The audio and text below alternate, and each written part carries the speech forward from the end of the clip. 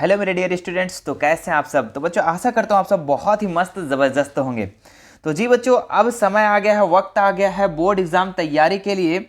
चूँकि अब हम लोग पास वक्त नहीं बचा है बच्चों, चूँकि वक्त जितना गंवाना था हम लोग गंवा दिए। अब हम लोग पास वक्त नहीं बचा है। अब तैयारी जोरों शोरों से लगाना है और एग्ज़ाम में अच्छा नंबर लाना है। जी हाँ बच्चों, अब हम लोग एग्जाम में बढ़िया नंबर लाएंगे। कैसे लाएंगे बच्चों? क्योंकि अब हम लोग हार्ड वर्क नहीं करेंगे, अब क्या करेंगे, स्मार्ट वर्क करेंगे। ठीक है, स्मार्ट वर्क कैसे होगा बच्चों? ठीक है, स्मार्ट वर्क कैसे होगा कि अब देखिए हम लोग सारे मॉडल सेट, ठीक है, सारे मॉडल सेट जितना भी प्रीवियस मॉडल सेट आया है 2019 से लेकर सारे मॉडल सेट को बच्चों हम लोग कंप्लीट करेंगे। 2019, 20, 21, 22 और 23, ये 5 साल देख रहे हैं बच्चों। ये पांचों साल का मॉडल सेट हम लोग कंप्लीट करेंगे। बारी बारी से हम लोग मॉडल सेट कंप्लीट करेंगे। खैर तो बच्चों आज हम लोग 2019 का, ठीक है, 2019 का साइंस का मॉडल सेट को देखेंगे। ठीक है, प्रत्येक सब्जेक्ट का करवाया जाएगा बच्चों। अभी तो हम साइंस का करवा रहे हैं, इसके बाद आप लोग को प्रत्येक सब्जेक्ट का ये पांचों साल का मॉडल सेट करवा देंगे। ठीक है, ये इसलिए इंपॉर्टेंट होता है बच्चों क्योंकि मॉडल सेट में जो आप लोग का होता है वो सारा इंपॉर्टेंट क्वेश्चन को ही डाला जाता है। अब बताइए, हम लोग 5 साल मॉडल सेट को कंप्लीट कर लेंगे तो क्वेश्चन कहां से छूटेगा? एक भी प्रश्न नहीं छूटेगा बच्चों, एक भी प्रश्न आप लोग का नहीं छूटने वाला है। ठीक है, सारा का सारा आप लोग अटेम्प्ट करके आएंगे एग्जाम में। ठीक है, तो चलिए ज़्यादा लेट ना करते हुए हम लोग आगे बढ़ते हैं। ठीक है, खैर तो इस वीडियो में बच्चों हम क्या करेंगे, 2019 का मॉडल सेट 1 को करेंगे। ठीक है, देखिए 2019 में 2 मॉडल सेट को जारी किया गया था। कितने मॉडल सेट को? 2 मॉडल सेट को जारी किया गया था, जिसमें से आज हम लोग मॉडल सेट 1 का, साइंस का मॉडल सेट 1 को कंप्लीट करेंगे। इसके बाद बच्चों 2020 का करवाया जाएगा। ठीक है, उसके बाद 21, 22, 23 सारे साल का इसी चैनल पे करवाया जाएगा बच्चों। ठीक है, तो आप अगर हमारे चैनल पे नए होंगे तो सब्सक्राइब करके बेल आइकन बटन को भी जरूर प्रेस कर दीजिएगा, और वीडियो अच्छा लगा होगा तो बच्चों जरूर से जरूर लाइक कर दीजिएगा। ठीक है, तो चलिए ज़्यादा लेट ना करते हैं, हम लोग इस मॉडल सेट 1 को कंप्लीट करते हैं। ठीक है, देखिए ये है आप लोग का 2019 का मॉडल सेट। ठीक है, ये मॉडल सेट में बच्चों देखिए ये पूरा का पूरा चैप्टर आप लोग का इसमें लिया गया था। पूरा चैप्टर से 2019 में एग्जाम लिया गया था, तो पूरा मॉडल सेट से यहां से क्वेश्चन है। ठीक है, तो चलिए ज्यादा लेट ना करते हुए हम लोग क्वेश्चन को देखते हैं कि क्या है इसका इंपॉर्टेंट क्वेश्चन। ठीक है, तो चलिए देखिए इसका सबसे पहला क्वेश्चन को हम लोग देखते हैं। क्या लिखा हुआ है पहला क्वेश्चन बच्चों? देखिए काफी इंपॉर्टेंट है। त्वरण का एसआई मात्रक है। ठीक है, पिछले बार भी पूछा गया था बच्चों, पिछला बार भी ये क्वेश्चन पूछा गया था। त्वरण का एसआई मात्रक क्या है? मीटर पर सेकंड स्क्वायर, मीटर स्क्वायर पर सेकंड। ठीक है, तो बताइए इसका कौन सा राइट आंसर हो जाएगा? तो बच्चों याद रखिएगा, इसका जो राइट आंसर हो जाएगा मीटर पर सेकंड स्क्वायर। कहां दिख रहा है? ऑप्शन नंबर सी, ये राइट हो जाएगा बच्चों। त्वरण का एसआई मात्रक मीटर पर सेकंड स्क्वायर हो जाएगा बच्चों, इसको याद कर लो। ठीक है, कहीं पता चले कि यही क्वेश्चन आप लोग का एग्जाम में ना आ जाए, है ना, तो बिल्कुल जरूर से जरूर याद कीजिए। ठीक है, इसके बाद आते हैं हम लोग दूसरे नंबर क्वेश्चन में। क्या लिखा हुआ है? स्वचालित वाहनों में एक यंत्र लगा होता है जो उनके द्वारा तय की गई दूरी को प्रदर्शित करता है, इस यंत्र को कहते हैं। तो इस यंत्र को क्या कहते हैं बच्चों? जो देखिए आप लोग जो गाड़ी चलाते हैं ना, गाड़ी चलाते हैं तो उसमें एक मीटर लगा हुआ होता है ना, मीटर लगा हुआ होता है। और जो मीटर होता है बच्चों उसमें 2 मीटर लगा होता है, एक होता है ओडोमीटर और एक स्पीडोमीटर। ठीक है, तो ओडोमीटर जो है ना बच्चों ये दूरी को मापता है कि आप कितने दूर चले हैं। ठीक है, और स्पीडोमीटर आप कितने स्पीड चल रहे हैं वो आपका दिखाता है बच्चों। ठीक है, तो हम लोग को क्वेश्चन क्या बोला है कि जो उनके द्वारा तय की गई दूरी को प्रदर्शित करता है, इस यंत्र को कहते हैं। तो इस यंत्र को क्या कहते हैं बच्चों? ओडोमीटर, है ना, क्या कहते हैं? ओडोमीटर। तो ऑप्शन नंबर ए इसका राइट हो जाएगा। और यही क्वेश्चन बोल देता कि स्पीड को कौन प्रदर्शित करता है, तो स्पीडोमीटर। ठीक है, क्लियर हो गया? तो ओडोमीटर इसका राइट आंसर हो जाएगा। चलिए आगे बढ़ते हैं बच्चों। क्या लिखा हुआ? इनमें से कौन सही है? ठीक है, तो यहाँ 4 ऑप्शन दिया हुआ है। क्या लिखा हुआ है? v बराबर u plus A T, v बराबर u minus A T, a बराबर v plus you by T, v plus you बराबर ए टी। तो बच्चों इसका जो राइट आंसर हो जाएगा ऑप्शन नंबर ए, v बराबर u प्लस ए टी, इसका राइट आंसर है बच्चों। ठीक है, तो ये इसका याद कर लीजिए, स्क्रीनशॉट ले सकते हैं बच्चों। आगे बढ़ते हैं हम लोग क्वेश्चन नंबर 4 में। क्या लिखा हुआ है? द्रव्यमान और वेग के गुणनफल को कहते हैं। तो देखिए ऑप्शन क्या है? संवेग, आवेग, बल या दाब। ठीक है, तो द्रव्यमान और वेग के गुणनफल को बच्चों संवेग कहते हैं। चूंकि संवेग का ही फॉर्मूला क्या होता है? ठीक है, संवेग संवेग का जो फॉर्मूला होता है बच्चों वो होता है द्रव्यमान गुना वेग, ये इसका फॉर्मूला होता है। ठीक है, तो क्वेश्चन क्या बोला है कि द्रव्यमान और वेग का गुणनफल क्या होता है, तो संवेग होता है। ठीक है, और अगर क्वेश्चन पलट दे, बोल देगा संवेग का फॉर्मूला क्या होता है, तो द्रव्यमान इंटू वेग। क्लियर है? चलो, ऑप्शन नंबर ए इसका राइट हो जाएगा। आगे बढ़ते हैं हम लोग 5 नंबर सवाल में। क्या लिखा हुआ है, निम्न में किसका जड़त्व अधिक है। ठीक है, तो देखिए ऑप्शन है साइकिल, कार, बस, रेलगाड़ी। तो बच्चों जो जितना भारी होता है उसका जड़त्व उतना ज़्यादा होता है। तो देखिए इसमें से कौन सा ज़्यादा सबसे भारी है, तो रेलगाड़ी आपका सबसे ज़्यादा भारी बच्चों, इसका जड़त्व जो होता है वो ज़्यादा होता है। तो ऑप्शन नंबर डी इसका राइट हो जाएगा। आगे बढ़ते हैं हम लोग, प्रत्येक क्रिया के समान विपरीत प्रतिक्रिया होती है, यह गति का कौन सा नियम है। तो ऑप्शन है यहाँ प्रथम, द्वितीय, तृतीय, इनमें से कोई नहीं। तो बच्चों आप लोग को बताए थे हम, ठीक है, चैप्टर 8 भी पढ़ाया गया था कि गति का कितना नियम है, 3 नियम है, प्रथम और द्वितीय और तृतीय। ठीक है, तो ये समान विपरीत प्रतिक्रिया मतलब क्रिया के बदले प्रतिक्रिया किस नियम में बताए थे बच्चों, तो ये तीसरा नियम में बताए थे। तो ऑप्शन नंबर सी इसका राइट हो जाएगा, क्रिया के बदले प्रतिक्रिया। ठीक है, विपरीत प्रतिक्रिया करती है। जैसे कि आप बंदूक छोड़ते हैं, ठीक है, अब बंदूक को छोड़ते हैं, अभी तो आप तो छोड़ते नहीं है, ठीक है, मान लो जो बंदूक चलाया जाता है बच्चों, वो क्या करता है, बंदूक जो है जैसे गोली निकलता है वैसे वो पीछे की ओर धकेलता है, मतलब कि क्रिया के बदले क्या हुआ, प्रतिक्रिया। ठीक है, तो ये गति का तीसरा नियम बताता है बच्चों। तो ऑप्शन नंबर सी इसका राइट हो जाएगा। चलिए आगे बढ़ते हैं हम लोग, पृथ्वी के गुरुत्वीय त्वरण का मान है। तो ऑप्शन है यहाँ पे 98 मीटर पर सेकेंड स्क्वायर, 9.8 मीटर पर सेकेंड स्क्वायर, 0.98 मीटर पर सेकेंड स्क्वायर, 0.098 मीटर पर सेकेंड स्क्वायर। तो बच्चों याद कर लीजिए, पृथ्वी का जो गुरुत्वीय त्वरण होता है वो 9.8 मीटर पर सेकेंड स्क्वायर हो जाता है। तो ऑप्शन नंबर बी इसका राइट हो जाएगा। ठीक है, चलो आगे बढ़ते हैं हम लोग।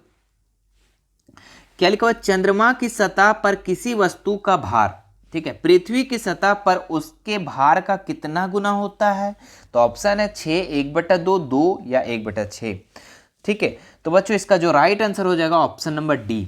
ठीक है, चंद्रमा के सतह पर जो होता है बच्चों, जैसे पृथ्वी पर अगर आप 60 kg है मान लो, ठीक है, तो चंद्रमा पर उसका 1/6 गुना हो जाता है। जैसे कि इसको काट देंगे तो कितना हो जाएगा, 20, मतलब कि आप अगर यहाँ 60 kg है तो चंद्रमा पर 20 kg कहलाएंगे। समझ में आ गया? ठीक है, तो ऑप्शन नंबर बी इसका डी इसका राइट हो जाएगा। चलिए आगे बढ़ते हैं हम लोग, धनुष की तनित डोरी में कौन सी ऊर्जा संचित होती है। ठीक है, तो ऑप्शन है यहाँ पे स्थितिज ऊर्जा, गतिज ऊर्जा, उष्मीय ऊर्जा, रासायनिक ऊर्जा। तो बच्चों जो इसका राइट आंसर हो जाएगा ऑप्शन नंबर ए, स्थितिज ऊर्जा। अब ये कैसे होता है बच्चों, ये जो धनुष होता है, ठीक है,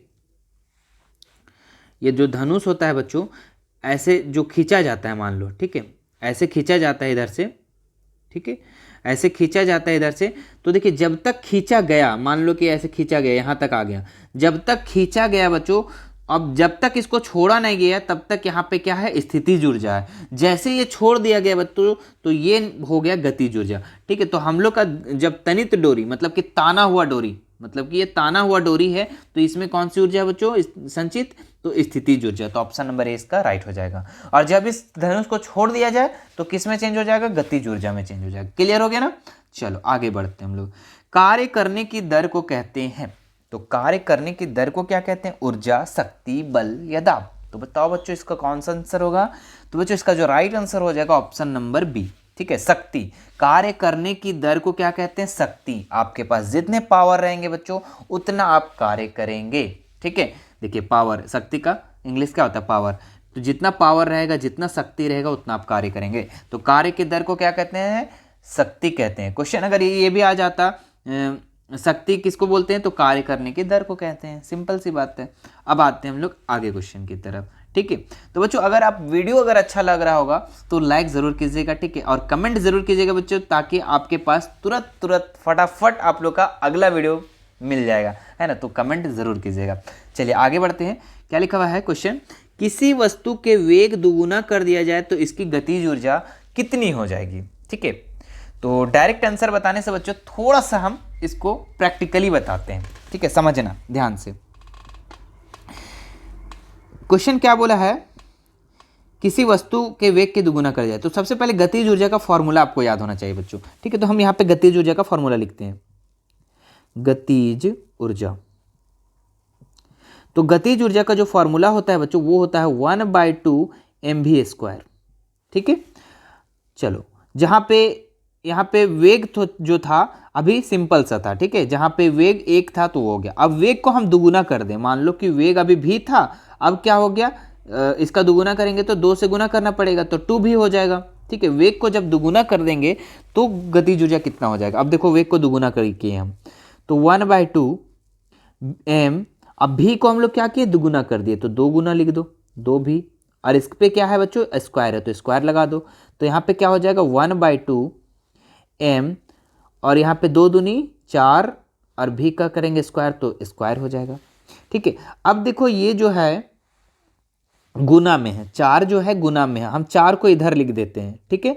और इधर हम जो बच गया इधर लिख देते हैं 1/2 m, और यहाँ 4 तो इधर ना हो गया तो v², ठीक है। अब देखिए ये जो शुरू का जो था गतिज ऊर्जा इतना ही था, और अब कितना हो गया, अब जब इसको दुगुना कर दिए थे हम वेग को, तो अब कितना हो गया, ये 4 गुना हो गया है ना। देखिए यहाँ पे 4 गुना हुआ कि नहीं हुआ, देखिए पहले कितना था 1/2 mv², और अब इसको जब दुगुना कर दिए तो कितना हो गया, 4 गुना हो गया। तो इसका राइट आंसर कौन सा हो जाएगा बच्चों, अब बताओ जल्दी से। तो ऑप्शन नंबर सी इसका राइट हो जाएगा। क्लियर हो गया। चलो आगे बढ़ते हैं हम लोग। आवृत्ति का एसआई मात्रक क्या है। तो आवृत्ति का जो एसआई मात्रक होता है बच्चों, जो वो होता है हर्ट्ज, ठीक है। तो ऑप्शन नंबर 20 का राइट हो जाएगा, ठीक है। चलो आगे बढ़ते हैं अब हम लोग। क्या लिखा हुआ है, इनमें से तरंग वेग, ठीक है, तरंग दैर्घ्य तथा आवृत्ति के बीच सही संबंध कौन सा है। तो बच्चों इसका जो राइट आंसर हो जाएगा, देखिए यहाँ पे 4 ऑप्शन दिया हुआ है, इनमें से जो राइट आंसर हो जाएगा ऑप्शन नंबर ए, ठीक है। जहाँ पे भी तरंग दैर्घ्य बराबर आवृत्ति है ना, आवृत्ति, और इसको हम लोग बोलते हैं लैम्डा, जो उल्टा वाई के टाइप से लिखा हुआ रहा है वो लैम्डा, ये दोनों का गुणनफल जो होता है बच्चों वो तरंग दैर्घ्य होता है, ठीक है। आवृत्ति और तरंग दैर्घ्य का जो गुणनफल होता है वो क्या होता है, वेग होता है। तो ऑप्शन नंबर ए इसका राइट हो जाएगा। चलो आगे बढ़ते बच्चों। क्या लिखा हुआ है, निम्नलिखित में कौन सा पदार्थ है, मतलब कि पदार्थ कौन सा बताओ, गंध, ठंडा, प्रेम, ठंडा पे। तो उम्मीद है कि आप लोग को इसका आंसर पता होगा, ठीक है। बताओ गंध कोई पदार्थ है, बताओ गंध अगर दे रहा है कहीं पे कोई सेंट वगैरह है तो वो कोई पदार्थ है क्या, नहीं है। ठंडा अगर हमको ठंडा फीलिंग को बता रहा है तो फीलिंग कोई पदार्थ है, नहीं है। प्रेम, लव, प्यार, मोहब्बत, क्या ये पदार्थ है बच्चों, नहीं है पदार्थ। ठंडा पे देखो पीने वाला ठंडा पानी, बताओ ये तो पदार्थ है ना, तो हाँ ये पदार्थ है। तो ऑप्शन नंबर डी इसका राइट हो जाएगा। क्लियर हो गया। चलो आगे बढ़ते हैं हम लोग। निश्चित, निम्नलिखित में द्रव में कौन निश्चित है। अब बताना है बच्चों कि द्रव में कौन निश्चित है। तो आकार, वेग, घनत्व, आयतन, ठीक है। तो बताओ बच्चों द्रव जो है पानी, पानी समझ लो, आकार में निश्चित होता है क्या, नहीं। क्यों, क्योंकि अगर उसको गिलास में हम डालें बच्चों तो गिलास आकार का हो जाएगा। अगर हम उसको बाल्टी में डालें तो वो किस आकार का हो जाएगा, बाल्टी आकार का हो जाएगा। तो बताओ ये निश्चित द्रव जो है आकार में निश्चित होता है, नहीं, तो ये गलत। वेग, वेग से कोई रिलेशन नहीं। घनत्व, घनत्व भी निश्चित। अब देखो यहाँ पे क्या होता है, द्रव में जो होता है ये आयतन होता है, ये निश्चित होता है बच्चों। कैसे, क्योंकि अगर आपको 1 गिलास पानी है तो वो बाल्टी में डालो या टब में डालो, कहीं भी डालो वो उतना ही रहेगा, पानी बढ़ेगा नहीं। जादू नहीं है कि यहाँ पे जो 1 गिलास पानी तो बाल्टी में डाल दिए तो बाल्टी भर गया, ऐसा नहीं ना है, वो गैस में होता है बच्चों, ठीक है। तो ये द्रव में जो है आयतन जो होता है वो निश्चित होता है। तो ऑप्शन नंबर डी इसका राइट हो जाएगा। क्लियर है। अब आगे बढ़ते हैं। 16 नंबर क्वेश्चन क्या लिखा हुआ है, देखिए, निम्नलिखित में कौन कपड़ा गर्मियों के समय में अधिक आरामदेह होता है। एकदम बच्चा वाला सवाल बच्चों, जिसको बोलते हैं लॉलीपॉप क्वेश्चन। बताओ कौन सा गर्मी में कौन सा कपड़ा पहनना चाहिए, बचपन से पढ़ते आए हैं सूती कपड़ा पहनना चाहिए। तो ऑप्शन नंबर सी इसका राइट हो जाएगा। चलिए आगे बढ़ते हैं हम लोग। निम्नलिखित में से कौन तत्व है, ठीक है। तो हवा, ऑक्सीजन, पानी, लवण। तो बच्चों तत्व क्या होता है ये पहले समझ लो। जैसे कि जो पीरियोडिक टेबल होता है बच्चों, ठीक है, जो पीरियोडिक टेबल होता है उसमें से 118 तत्वों का नाम लिखा हुआ है, पता है ना, ठीक है, नहीं पता होगा। ये पता है hydrogen, helium, lithium, beryllium, boron, carbon, nitrogen, जो 20 तक आप लोग याद किए, ये तो पता होगा। वही वाला, उसी को बच्चों, वो टेबल जो बना हुआ है आप लोग का, उसी को आवर्त सारणी कहते हैं। और इसमें 118 तत्वों के लगभग नाम लिखा हुआ है, ठीक है। तो हवा में कोई नाम नहीं लिखा हुआ वहाँ पे, जो 118 तत्वों में हवा का कोई है वहाँ पे नहीं। ऑक्सीजन, ऑक्सीजन है बच्चों, ये तत्व है ना, ये ऑक्सीजन जो है ये क्या है, तत्व है। ये 8 नंबर पे आता है, hydrogen, helium, lithium, beryllium, boron, carbon, nitrogen, oxygen, है ना, 8 नंबर पे ये ऑक्सीजन आता है, ये तत्व है। पानी नहीं है, ये 118 तत्वों में पानी का कोई नाम नहीं है ना, तो ये नहीं है। लवण भी नहीं है। तो ऑक्सीजन जो है ये क्या है बच्चों, तत्व है, 8 नंबर है। ऑक्सीजन का परमाणु संख्या बोल दिया तो 8, ठीक है। 20 तक कम से कम याद रख लो बच्चों परमाणु संख्या, ठीक है, कोई भी आ सकता है। चलो आगे बढ़ते हैं अब हम लोग। निम्नलिखित में मिश्रणों में से विलयन की पहचान करें, ठीक है। तो विलयन क्या होता है बच्चों, जब दो चीज घुला हुआ होता है उसी को विलयन कहते हैं, जिसमें से एक विलायक होता है, एक विलय होता है ना। तो विलयन, अब बताओ इसमें से कौन है, मिट्टी, मिट्टी तो एक पदार्थ है बच्चों, तो ये नहीं होगा। हाँ, समुद्री जल, ये राइट आंसर है बच्चों। क्यों, क्योंकि समुद्री जल में आपका लवण मतलब नमक और पानी दोनों घुला हुआ है, ऑक्सीजन, हाइड्रोजन, सारा चीज इसमें मिला हुआ है। तो ऑप्शन नंबर 20 का राइट हो जाएगा, ठीक है। चलो आगे बढ़ते बच्चों, क्या लिखा हुआ है, निम्नलिखित में से टिंडल प्रभाव को प्रदर्शित करता है, ठीक है। तो यहाँ पे टिंडल प्रभाव किस प्रदर्शित करता है बच्चों, ठीक है। तो ऑप्शन नंबर यहाँ देखिए कितना है, 4 ऑप्शन दिया, नमक का घोल, दूध, कॉपर सल्फेट का विलयन, इनमें से कोई नहीं। तो बच्चों इसका राइट आंसर हो जाएगा option number C, copper sulphate का विलयन जो है टिंडल प्रभाव को प्रदर्शित करता है, याद कर लीजिए। चलो आगे बढ़ते हैं बच्चों। मज़ा आ रहा होगा तो लाइक ज़रूर कीजिएगा, है ना, ज़्यादा, और शेयर कीजिए ज़्यादा से ज़्यादा, ठीक है। चलो अब बनाते हैं हम लोग 20 नंबर सवाल। थोड़ा सा न्यूमेरिकल क्वेश्चन है, समझना बच्चों, ठीक है, या रट्टे मारने से अच्छा है थोड़ा सा समझ लो। क्या लिखा, 1.8 ग्राम H2O में अणुओं की संख्या है, ठीक है। तो इसको बनाएंगे हम लोग कैसे, देखिए। तो बच्चों इसमें सबसे पहले हम लोग क्या करेंगे, एक मोल में कितना अणु होता है वो लिख लेते हैं, है ना। तो एक मोल में जो अणु होता है बच्चों, वो होता है, एक मोल में अणु जो होता है वो होता है 6.022, है ना, गुना 10 का पावर 23, इतना अणु होता है, ठीक है। लेकिन यहाँ पे बोल रहा है 1.8 H2O में अणुओं की संख्या, है ना। तो इसको हम लोग सबसे पहले इसका हम लोग मोल निकाल लेते हैं, 1.8 ग्राम का H2O का मोल निकाल लेते हैं। तो कैसे निकलेगा, क्योंकि मोल का फॉर्मूला होता है बच्चों, क्या होता है, मोल का फॉर्मूला होता है द्रव्यमान बटा अनुभार, ठीक है, अनुभार। तो अब देखो इसमें बैठाएंगे हम लोग, देखिए द्रव्यमान कितना दिया हुआ है, तो द्रव्यमान 1.8 ग्राम दिया, 1.8 ग्राम दिया हुआ है, ठीक है। और अनुभार, तो जल्दी से जल का अनुभार निकालो बच्चों। जल का अनुभार कैसे निकलता है, तो हाइड्रोजन में कितना परमाणु संख्या है, 2, और कितना ठो है, 1 है, ठीक है, और बराबर 2 1 2। और ऑक्सीजन, ऑक्सीजन का जो द्रव्यमान है वो कितना है बच्चों, 16 है, ठीक है। तो यहाँ 16 हो जाएगा, और 16 2 कितना हो जाएगा, 18, ठीक है। मतलब कि जल का जो द्रव्यमान निकल गया आप लोग का, वो कितना निकल गया, अनुभार 18 निकल गया, तो 18 नीचे हो जाएगा। अब देखिए ये पॉइंट को हटाने के लिए हम क्या करेंगे, नीचे एक 0 दे देंगे, पॉइंट हट गया। 18 दहें के 180 यानी कि 1/10, ठीक है। अब बताइए एक मोल में आपका इतना अणु, तो अब बताइए यहाँ पे इससे गुना जब करेंगे तो कितना हो जाएगा, तो 6.022 गुना 10 का पावर 23। अब इसको हम लोग गुना कर देंगे किसमें, 1/10 से इसको क्या कर देंगे, गुना कर देंगे। तो 1/10 से इसको गुना कर दो। अब देखो यहाँ पे 23 गुना 23 ठो 10 है, अब यहाँ एक 10 है, नीचे कट जाएगा, तो यहाँ कितना बच जाएगा, 22 को 10 बच जाएगा, है ना। तो क्या आंसर हो जाएगा, 6.022 गुना 10 का पावर 22, ठीक है। तो देखो ये कौन सा ऑप्शन में बच्चों, 10 का पावर 22, हाँ, तो ऑप्शन नंबर डी में है, ठीक है। पहले इसका स्क्रीनशॉट ले लो बच्चों, ले लिए। चलो तो इसका आंसर कौन सा हो जाएगा, ऑप्शन नंबर डी हो जाएगा। चलिए आगे बढ़ते हैं अब हम लोग 21 नंबर सवाल। क्या लिखा हुआ है, 5.585 ग्राम NaCl किसके बराबर है, ठीक है। तो कितना इसका मोल निकालना है, तो सबसे पहले मोल का फॉर्मूला लिख लेते हैं। मोल का फॉर्मूला क्या होता है, अभी जस्ट हम लोग बताएं बच्चों, द्रव्यमान बटा अनुभार, ठीक है, यही बताएं हम। चलो अब सबसे पहले हम लोग क्या करेंगे, अनुभार निकाल लेंगे। तो NaCl का अनुभार निकालते हैं जल्दी फटाक से। तो NaCl का निकालो। तो पहले सोडियम का कितना होता है बच्चों, Na का, तो Na का 23 होता है। और क्लोरीन का कितना होता है द्रव्यमान, तो क्लोरीन का होता है 35.5 है ना, कितना होता है 35.5, तो 35.5 लिख दो। अब दोनों को जोड़ दो तो कितना हो जाएगा, 5 3 8 और 3 2 5, 5 और इधर 5.5, तो 58.5। तो सबसे पहले देखो, अब यहाँ पे अनुभार कितना निकल गया 58.5। हम लोग को सबसे पहले द्रव्यमान कितना दिया हुआ है, तो 5.85, तो ये लिख लो। और नीचे कितना आया हमारे पास, अनुभार कितना आया, तो अनुभार आया 58.5।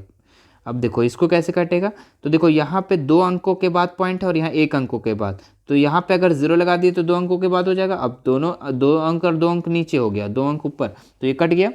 अब ये कितना से गुना करेंगे कि 58.50 आ जाएगा। तो देखो ये 10 से अगर कटेगा नीचे, 585 को 10 से जब गुना करेंगे तो 58.50 आ जाएगा, तो नीचे 10 हो जाएगा, यानी कि 1/10 हो गया। क्या आ गया, 1/10, 1/10 मोल। तो कहीं पे है, हाँ ऑप्शन नंबर सी में है बच्चों, तो ये राइट हो जाएगा। ठीक है, स्क्रीनशॉट ले लो बच्चों। हमने क्या किया, पहले मोल का फॉर्मूला लिख लिया। मोल का फॉर्मूला, द्रव्यमान आप लोग का 5.85 दिया हुआ था, लिख लिए। अनुभार हम लोग को सबसे पहले जो दिया हुआ रहता है उसका निकालते हैं। तो अनुभार आप लोग का देखिए कैसे निकलता है, Na और Cl। तो Na का कितना हो गया बच्चों, Na का जो द्रव्यमान वो 23 होता है, और Cl का, क्लोरीन का जो होता है उसका द्रव्यमान कितना होता है 35.5। दोनों को जोड़ दिए तो इतना हो गया। अब अनुभार की जगह अनुभार का मान बैठा दिए और यहाँ पे फिर उसको काट दिए, तो 1/10 इसका हो जाएगा। ठीक है, तो सबसे पहले द्रव्यमान जो होता है ना वो याद कर लो। ठीक है, आपके बुक में दिया होगा, वो याद कर लो कम से कम। ठीक है, कुछ है, ज़्यादा नहीं है, 6-7 तो उसको याद कर लो। चलो, तो इसका स्क्रीनशॉट ले लिए, आगे बढ़ते हैं। क्या लिखा हुआ है, कौन सा तत्व मुक्त परमाणु के रूप में पाया जाता है। ठीक है, तो वैसा तत्व बच्चों जिसका जो परमाणु संख्या है सारा घर भर जाए, परमाणु संख्या से सारा घर भर जाए, तो उसको हम लोग मुक्त रूप में बोलते हैं हम लोग।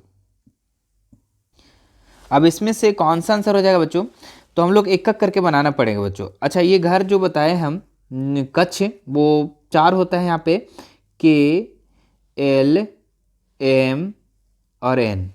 ठीक है, पहला घर में 2 कोई होता है, दूसरा घर में 8 और तीसरा घर में 8 भरना चाहिए और चौथा घर में 18। ठीक है, तो सभी का परमाणु संख्या याद रहेगा तभी बनेगा। तो हाइड्रोजन का परमाणु संख्या कितना होता है बच्चों, 1 होता है।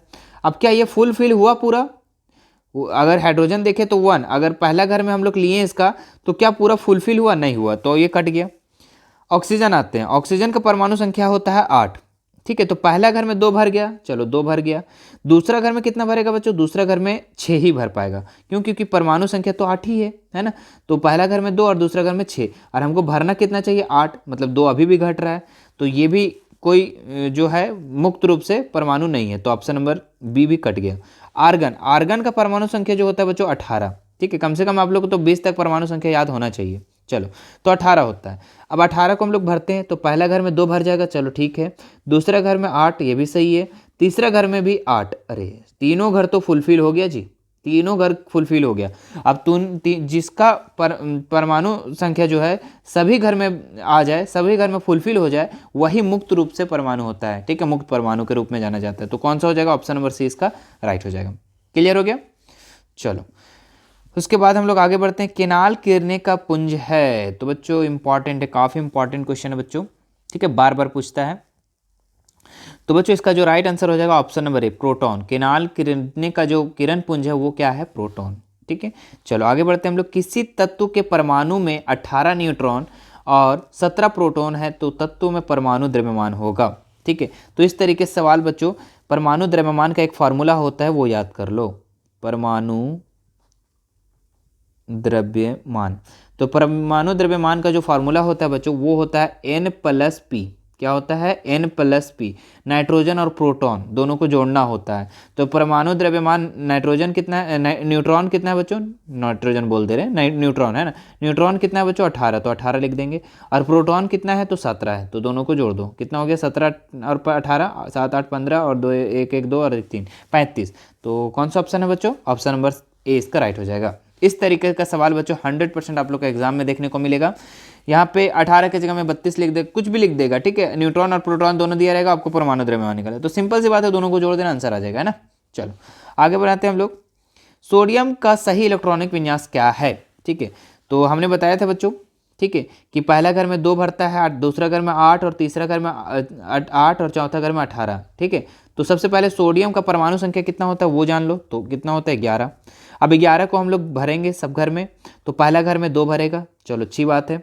दूसरा घर में कलर चेंज करते रहे ना, पहला घर में कितना भरेगा 2, दूसरा घर में कितना भरेगा तो 8 भरेगा, और तीसरा घर में कितना भरेगा 1 ही भरेगा। क्यों? क्योंकि 11 है ना टोटल, 2 8 2 10 और 1 11। तीसरा घर में कितना होगा 1 भरेगा।